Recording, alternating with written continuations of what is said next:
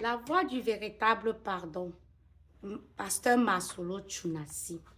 Grand 1, les principes conduisant au pardon. Grand C, avoir la volonté de pardonner. Et petit 3, elle permet, quand on aime beaucoup, on pardonne facilement. Savez-vous que le degré d'amour pour quelqu'un facilite ou non la volonté de lui pardonner? Quand on aime beaucoup, on pardonne vite, car l'amour ne se contrôle pas. On dit bien à ce titre que l'amour rend bête. Si l'amour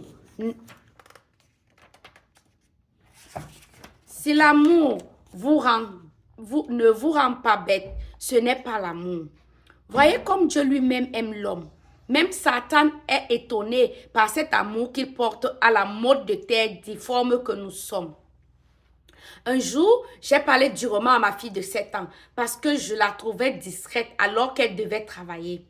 J'ai vu ses yeux s'abbuer de larmes et cela m'a arrêté. Je la regardais partir à la rencontre de son professeur et sur le parcours, je l'ai vu essuyer ses larmes afin que son enseignant ne voie pas qu'elle avait pleuré. Aussi petite, elle avait déjà la personnalité. J'étais très peinée de l'avoir fait pleurer et je me suis promis de faire en sorte d'utiliser d'autres mots à l'avenir pour lui parler. En somme, si vous dites aimer quelqu'un et qu'en même temps, vous traquez la moindre de ses fautes ou de ses défauts, cela veut tout simplement dire que vous n'aimez pas cette personne.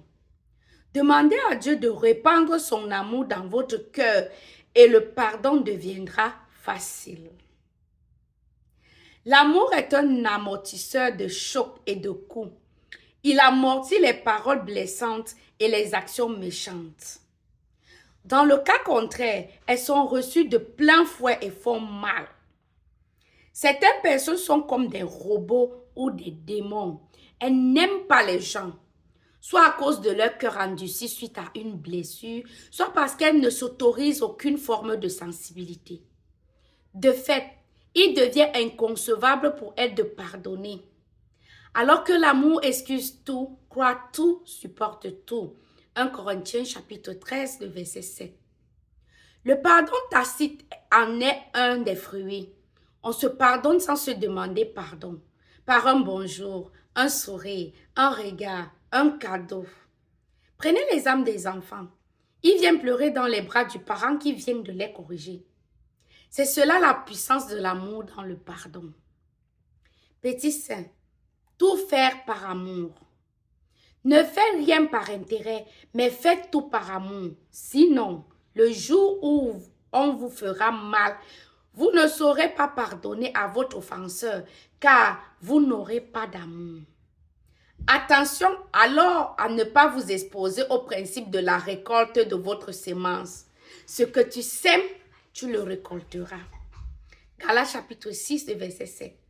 Cette promesse est en quelque sorte un avertissement qui vous rappelle que ce que vous vivrez demain dépendra de vos agissements aujourd'hui.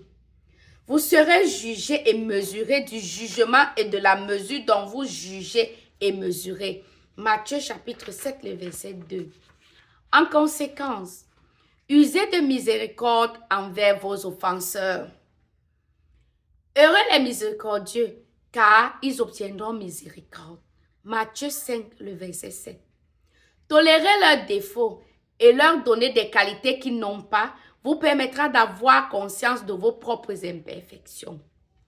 Grand D, avoir conscience de ses imperfections. Les personnes parfaites à leurs yeux pardonnent difficilement. Elles scrutent et jugent les autres, mais ne reconnaissent aucunement leurs propres imperfections. Or, malheur à ceux qui sont sages à leurs yeux et qui se croient intelligents. Isaïe chapitre 5, le verset 21.